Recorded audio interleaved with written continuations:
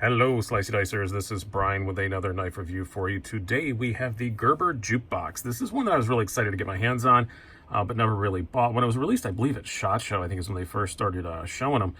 Just a pretty cool, definitely a style sort of knife, definitely a throwback to like the 50s. The scales, the name why it's jukebox is they're supposed to look like an old like Wurlitzer jukebox, and they do an excellent job of that. You'd have to say the scales are gorgeous.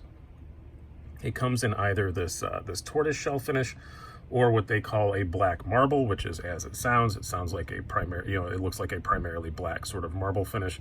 Finishes that you'd expect to see on old jukeboxes and stuff like that. And the overall shape and look of it is supposed to look like an old, like barbershop straight razor, which I think it's a pretty neat look, pretty neat concept.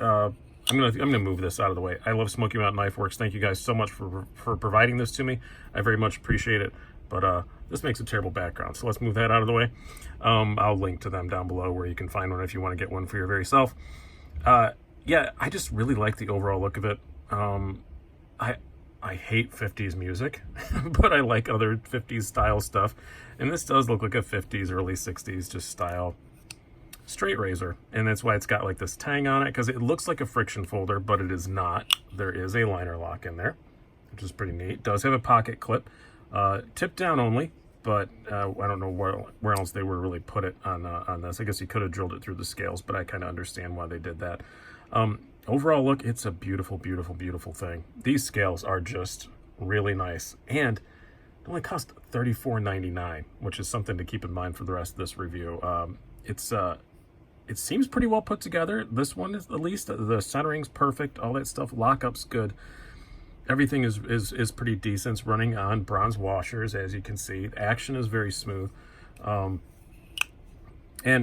only downside I have to it, really, spec-wise, is it's 7CR17 MOV steel, which is not awesome.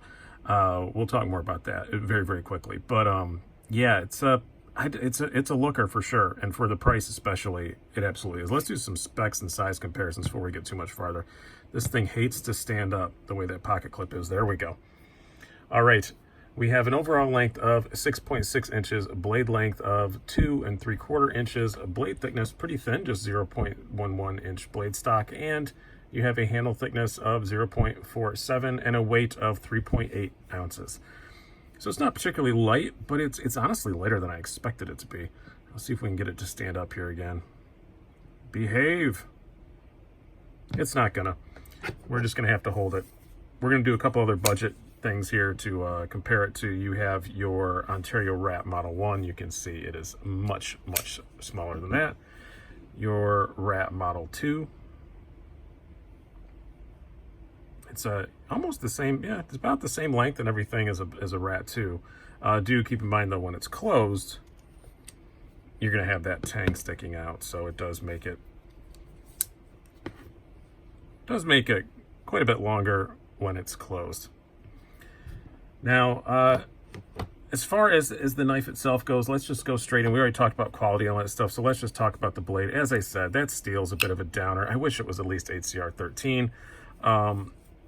But I don't think this is a knife that people are going to really be beating on a whole lot. This is kind of a style knife. And for the price, I guess I'm not too wound up about it. It did come screaming sharp out of the box. Hollow ground. This definitely very sheep's footy blade. But it's pretty thick behind the edge.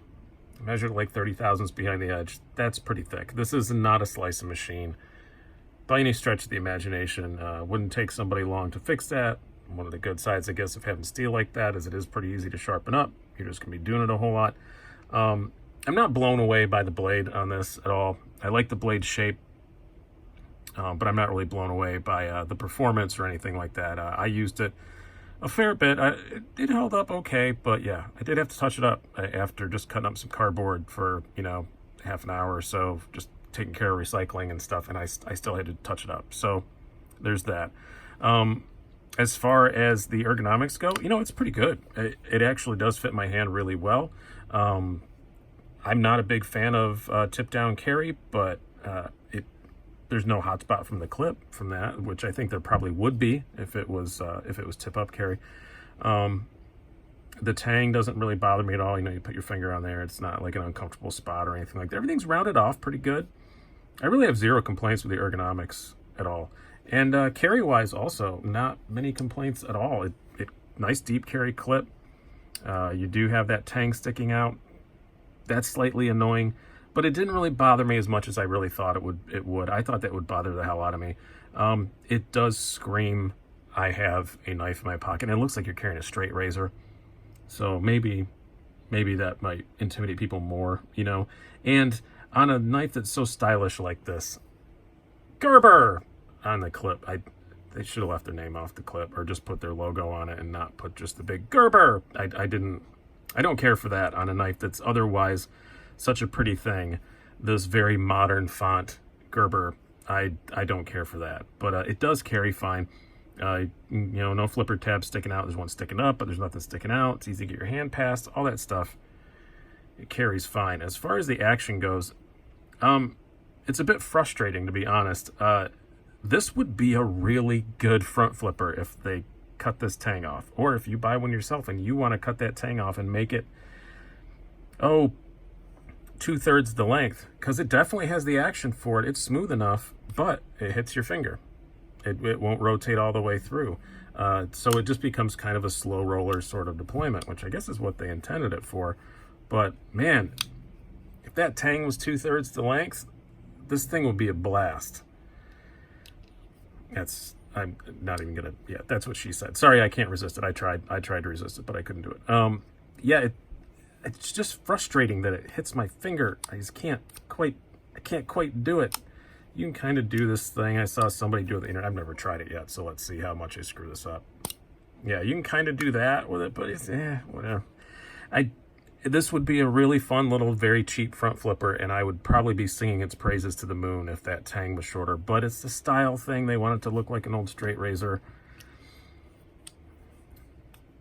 I understand what you're going for, Gerber, but I don't like that. I wish they made a version of it with that tang just kind of almost chopped off, and it would be a lot of fun. But the knife is still a lot of fun. I really like the look of it. I did carry it, you know, or I've been carrying it more than I expected to, just because it is a very pretty knife.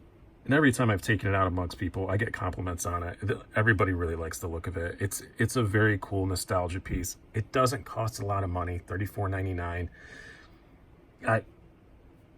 I'm fine with it. But if they made it with better steel and a better front flipping kind of mechanism, man, I'd be singing to the hills about this thing. And it's just those two things really kind of not totally spoil it for me. I still love the look of it. I just love looking into those scales. They're just gorgeous. But that's kind of my conclusion on this. Pretty cool little knife. I'm glad to see Gerber doing cool stuff, and I'm glad to see that. Fine, do a style knife. That's fine. They haven't been doing anything like that for a while, and they are definitely really trying to get back into the enthusiast knife market and doing something just kind of silly like this and just kind of nostalgia.